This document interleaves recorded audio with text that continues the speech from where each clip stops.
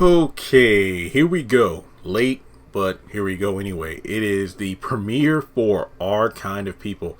I watched the episode on Thursday, but long story short, I couldn't record until today. Look, a lot of stuff going on. But in any case, we are talking about Reparations, Season 1, Episode 1, and this was directed by Tasha Smith. Pretty good. Let me just say this much. I enjoyed this episode, but at the same time, it kind of reminded me of Ambitions Episode 1, where it felt like we had a lot of characters crammed into Episode 1, but I don't think it was the number of characters that hurt this episode. I think the pacing was kind of off because it felt like we were getting slapped in the face with a lot of big bombs. Like there were a lot of bombs dropped in this episode, which I thought really wouldn't become prominent in the plot until like maybe the mid-season, if not the season finale of the show. I mean, this episode did not slow down to take a breath at all, but I'm still going to give it a solid 7 out of 10 because I did enjoy it. It's just that I thought that a lot of big things kind of happened out of nowhere as opposed to being built up in order to be cliffhanger endings for, like I said, a mid-season or season finale. So with that being said, before going further into the review, make sure you give this video a thumbs up to show you like it. Hit the subscribe button, that way you don't miss out when I post content on the channel, in conjunction to hitting the bell notification icon and selecting all so you get notifications, hopefully, when I post content. And follow me on social media. Links are in the description below. Let me start off by saying the visuals and camera angles, I loved it. I thought this episode looked gorgeous. Not only that, the theme song was pretty dang good in itself. But overall, we start off with the journey to Oak Bluff between Angela, her daughter Nikki, and Patricia, or Aunt Peggy. And pretty much it's it's the trip of using this summer to rejuvenate after a hectic year. To pretty much go into the boarding house that her mother, rest her soul, used to work at. Basically started out as a maid. It's pretty much now Angela's boarding house in order to start her hair care business and pretty much get in with the black elite. Patricia, or Aunt Peggy, confirms with Angela as they stop by a beach area and Nikki goes to the water that Angela is flooded, no pun intended, with memories from childhood, but her aunt tells her that her mother is proud, and it's just the fact that we have to use this opportunity for everything that it's worth. Everything comes around full circle. The fact that your mom started out as a maid in this boarding house, but here you go, she's proud of you, she left it to you so you could start your own business from the same boarding house. So it's really interesting how we start off the dynamic here. So we're introduced to Raymond DuPont, his wife Leah Franklin DuPont, and their 2 kids, I believe, named Lauren and Quincy. So pretty much their summer is going to be used to get their marriage back on track, spend time with their children. And I think the mother-in-law to Leah is Olivia DuPont, aka Liv, and she pretty much kind of gives Leah an unofficial hard time.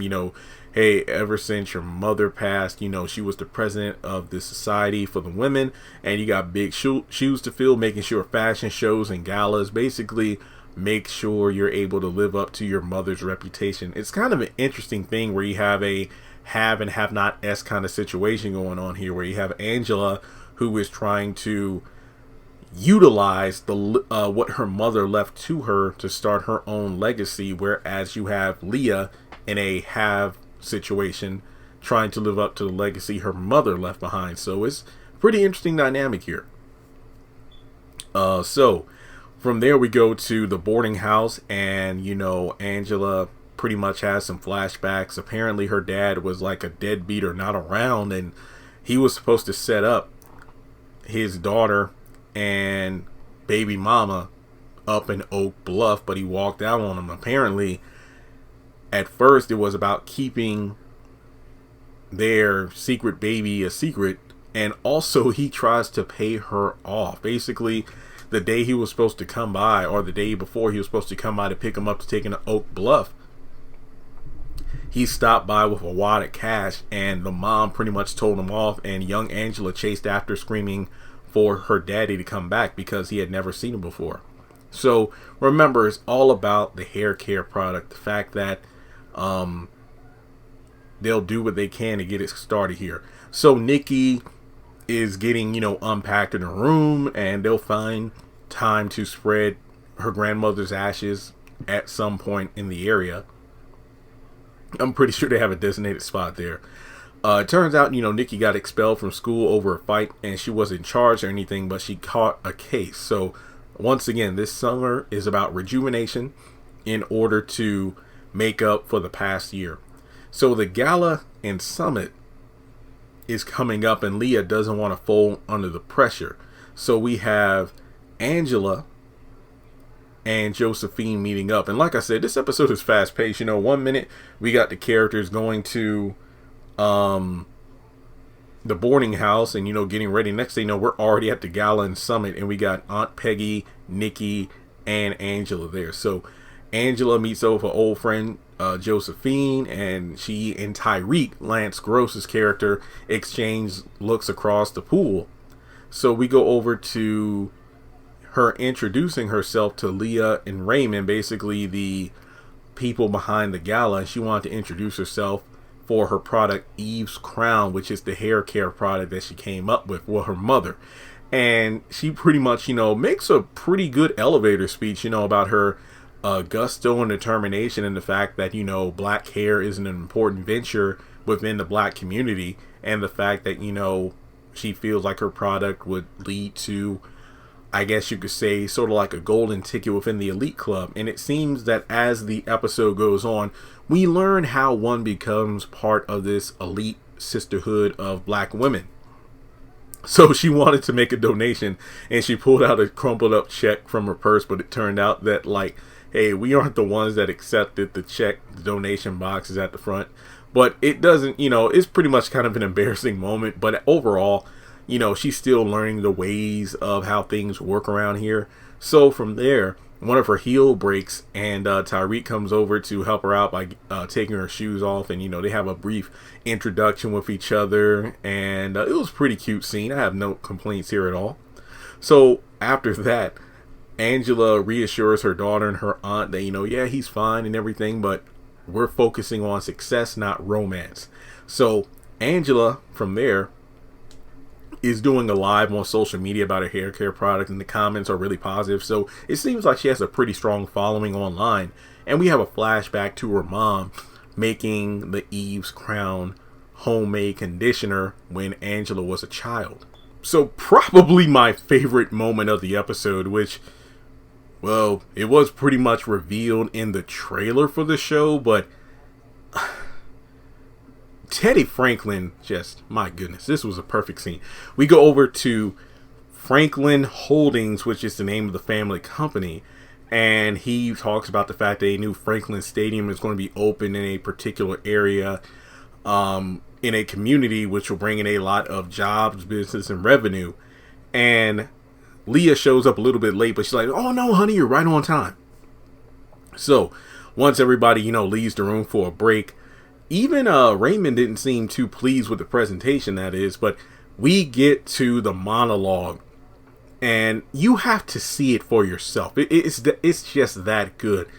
Leah doesn't like the fact, basically she tries to shame her father, basically by saying, the plan was to utilize this construction contract in order to bring more value to the neighborhood, as opposed to it's one of those things where you want to sit at the table with the big dogs, but sometimes you have to eat what is it like, what's that saying, when you lay down with dogs, expect to get up with fleas? It's almost as if like Leah is a good person who doesn't want to do shady stuff like her father, from the bribing to the under the table deals to make things happen. But he pretty much breaks down how, as a black man, to create this kind of generational wealth, I mean, to kind of break it down, he does make a point like, why is it fair for the white people to do this kind of stuff? Why do black people have to be expected to do things the right and proper way? And when we do so, we only make a fraction, if that, of what the white counterpart does. So, yeah, if I gotta, borrow, cheat, steal in order to make something happen, in order to maintain this position in generational wealth, I'm going to do it. It's almost as if, being black, there's something to prove. You see the length of this table? The size of it? Why did I get it this size? Just because it's the biggest table they had available. It was a table where I sit at the head and all those white people have to look up at me. And remember something, little girl. You have a seat at this table at the foot, but you remember who sits at the head of it. So this was amazing. I loved it. I mean, and don't worry, you want to help out the little neighborhood kids and all that. I got that covered, but we're doing things my way, little girl. So this really gave me ambitions vibe between Stephanie and her father about how the company should be run. But this scene, for as great as it is, kind of gets derailed based on a scene at the end of the episode, which I did not appreciate whatsoever. So we go over to Raymond talking with his son Quincy about how he wants to spend time with his son over the summer, and the fact that there's a kingship induction ceremony. And I really love this scene too. It's like where you have Teddy basically laying down the law to his daughter Leah. You have Raymond trying to instill a sense of black pride in his son, just in a different way than what Teddy was doing with Leah. It's the fact that, I grew up, we didn't have an Obama or anything like that, like a black superhero, so to speak. So I want you to go to this ceremony to learn about the importance of black kings. And, it was something that I really appreciated. And it makes a lot of sense, that a black father wanted to spend quality time. And it's something that, as a person who's 30 and not really thinking about the younger generation nowadays, like, there are people who grew up during a time where there was a black president. There was, when I grew up, there was a time where it was never in our mind that it would happen, but it did. So it's kind of interesting to look at it from that perspective. So I think there was a moment where Raymond said, wait, was there something you wanted to talk with me about? And he's like, oh, no, Dad, it's fine. So there's that. So Angela wants Josephine to nominate her at the next, women's conference in order to be inducted, or a potential nominee for induction into the club. And she warns her about the fact that, these women, they're cutthroat. Don't let the white gloves fool you. They got claws underneath it. It isn't just about being a businesswoman. It's about, being like a missionary and things like that. So it's all about serving as much as you want to succeed. And a package shows up from I was about to say Tyrone, but it's Tyreek. And it was a new pair of shoes because, remember, they were introduced over her breaking her heel at the previous party, as well as an invite to a party he's hosting later that night. So we learned Nikki's 17, just throwing that out there. But also, I forgot to mention this, but Nikki actually got an invite from Quincy's sister's friend Taylor to hang out with them at the docks because Quincy was throwing a party. Nikki and Quincy hit it off pretty well the first night they met. So Nikki goes to this boat party, and I think Taylor gives her a hug, and I think she drops her phone in her bag. At first I thought it was like a flask with some alcohol in it, but it turned out to be her phone. Now, I don't know if it was on purpose or not, but Lauren and Nikki didn't make the best first impression on each other, but Nikki pretty much, had some shade for her shade, so that pretty much impressed Quincy and Taylor. So from there, they're drinking, they're having fun, and then somebody is writing lies on the family photo on the boat. Now, in the previews, I thought it was Angela doing this, but it turns out it wasn't that at all. Maybe it was Taylor. I do not know. But in any case, we go over to Angela at the party. Tyreek notices her wearing the new shoes, and they have a little bit of a talk. And Nikki, we go back to the boat. Yeah, there is a lot of flip-flopping in these scenes here. Nikki goes back to the boat, and she notices the lies written on the photo.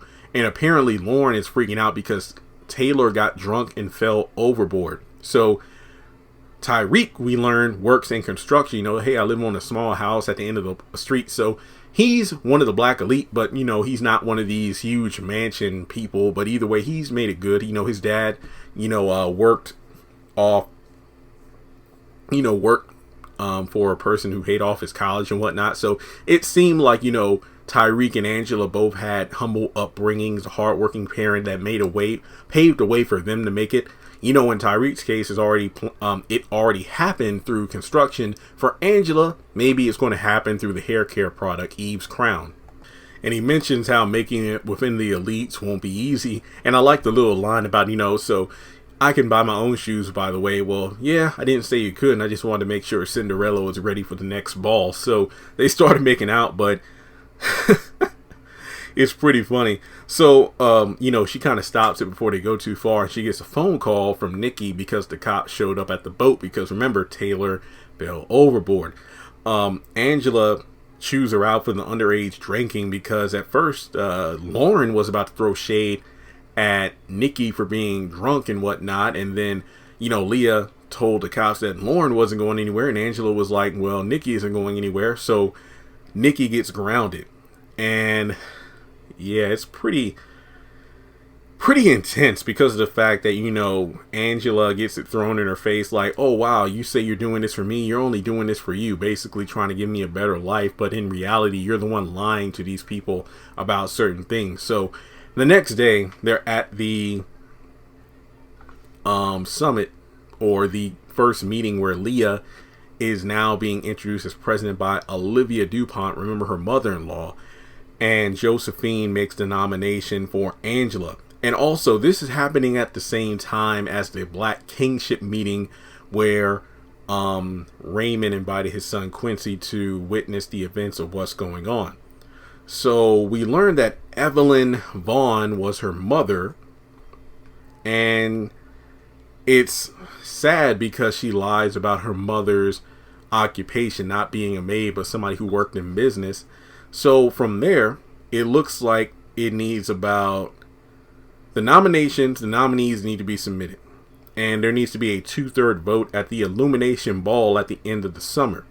From there, all the nominees will be watched throughout the summer, how they conduct themselves at different events, what they contribute to the, society, things like that. And then the person who wins will be inducted into the elite club. So there's going to be a mother-daughter fashion show, and Angela quickly volunteers for, the glam and fashion portion. However, Leah kind of shoots her down and puts her on for snacks. So, little bit of shade there, but what can you do? And yeah, so later that night, Angela's working on some more of the hair care product, and she tries to explain to Nikki why she's doing everything that she's doing for them to make it. And of course, Nikki still feels some kind of way about her lying about what her grandmother did for a living. So Nikki finds a phone in her bag, and it turns out to be Taylor's, and she sees a video of Lauren and Taylor kind of having a heart-to-heart and then making out. So Lauren is a lesbian or bisexual. Pass it on. So we go to the fashion show. Again, this show does not waste time. We move from point A to point B very quickly. Leah is getting chewed out by her stepmother about how to handle the Angela situation because of the fact that she's just like her mother. She's a disruptor. Her family has a dark past on the island. And like I said, a lot of stuff is just, I thought it would be stretched out a little bit more than what it was. I don't know how many episodes season 1 is supposed to be, but damn, they do not waste time here. All right, so Leah gets, a bit flabbergasted that Angela is helping out with the hair because, and look, let me just say, this portion of the episode is amazing. From the fashion to the hair, it was like Wakanda and Oak Bluff. I loved it. So yeah, she gets called out, but Leah's stylist apparently fell through. And well, it's all about black is beautiful. So Leah sits down and Angela works on her hair. And like I said before, the music in the scene, the wardrobe, the hair, it was just wonderful. Black, if I could just sum it up, black is beautiful. That's really all I have to say. All the women looked amazing. So it's like, I feel like Lauren may have had like some PTSD from the night on the boat because she kind of freaks out and kind of storms off to another part of the event, what was it, the building or the tent or whatever. And Nikki tries to comfort her about the situation, about the whole thing, and reveals like, hey, I know, you shouldn't be closeted because it will make things worse if you hide it. So I know we're not friends or anything. So from there, Lauren starts to chew her out, and then Leah goes in there and assumes that Nikki had something to do with it, but then Angela comes to her aid, and then as a result, this is how things really just get weird. Leah decides to oust Angela as a liar right there. The fact that your mom was a maid, she had a criminal record on the island, arrested due to an attempt to distribute, and it just, yeah, like I said, this scene, it wasn't bad. It just felt extremely out of place. Like, I just don't feel like this was episode 1 worthy. So from there, Leah tells, and again, this next scene wasn't a bad scene, but I swear why did it have to happen in episode 1? Leah pretty much puts her dad in retirement, saying that I pulled a you. I basically pulled one of your own underhanded tactics in order to get information to incriminate you to the feds if you don't step down this summer for retirement so I can run the family business. And he actually backs down. I think there was sawdust on the table when he walked in, and that was her way of saying, well, I, cut part of the table off or something, and I guess cut the legs from under the table just like I cut the legs from under you. Again, this is episode 1. I mean, why couldn't this have been stretched out a little bit more? So let me finish up the review and give some final thoughts. So Josephine, I think, is like a district attorney, or she knows the district attorney, so she comes into the boarding house with like some evidence files, some tapes and everything, just so all the information on the case against Angela's mother could be in their hands. And there was a videotape, and it looks like an interrogation room, and for some reason Angela is able to put 2 and 2 together that Teddy Franklin is her father. So then we have Leah and Raymond having a moment about the fact that, oh, my dad's retiring. Wait, your dad's retiring? And then Angela actually showed back up to the house for her wig, and they have a little standoff in the living room where they both sit across from each other. And Leah says, I'm not in the business of tearing black women down, but it's all about uplifting, and then Angela's like, we're 2 sides of the same coin. Yes, 2 very different sides of the same coin. And then we get to a flashback where Angela had chased her father outside after her mother kicked him out of their apartment. And, we pretty much see the father stop, and they get in the car, and we see a little girl in the back seat, which pretty much reveals that Leah and Angela are actually sisters, or half sisters. Basically sisters by another mama, not another mister. But yeah, I think that when she gets back to the boarding house with the wig, I think Angela found something like a ring or something within her wig, and she puts in a plastic bag, and she says, all right, mama, it's time to secure the crown. So like I said, this wasn't a bad episode, but I felt like we had way too much crammed in this 43-minute episode, where I'm not saying Leah and Angela were to get along right away, but maybe some mutual respect, like, Leah showing appreciation because Angela saved the fashion show, and then Olivia over the next few episodes would have been like, you know what, you're supposed to take this woman down. She's a disruptor. She's not one of us. Now, if you don't do it, do I need to get your father involved? And then the moment where Leah ousts Angela being a fraud, that should have been a big moment where it seemed like a cool respect turned into hatred.